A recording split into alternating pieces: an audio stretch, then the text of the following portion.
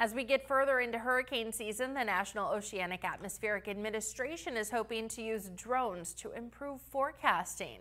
New uncrewed technology can get data from underwater, on the ocean surface, and in the air at the same time during a storm. Jonathan Kiggis has the details.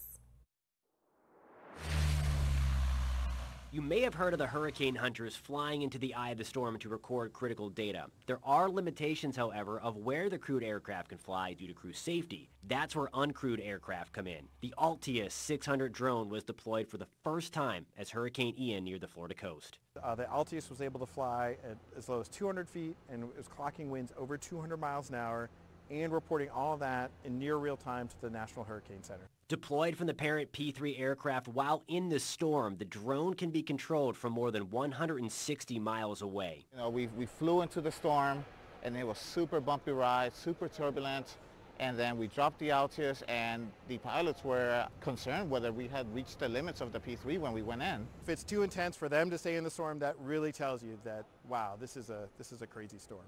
The traditional instrument dropped from Hurricane Hunter aircraft is also getting a new companion.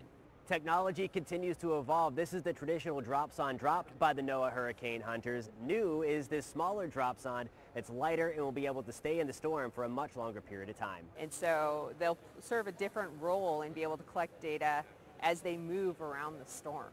There's also sail drones that are able to sail right into the storm and will provide a much better understanding of the air and sea interaction. And below the surface, gliders will gather data of the ocean heat content out ahead of the storm. There are certain ocean features that lurk beneath the surface that sometimes can affect a hurricane's strength as it moves over those features.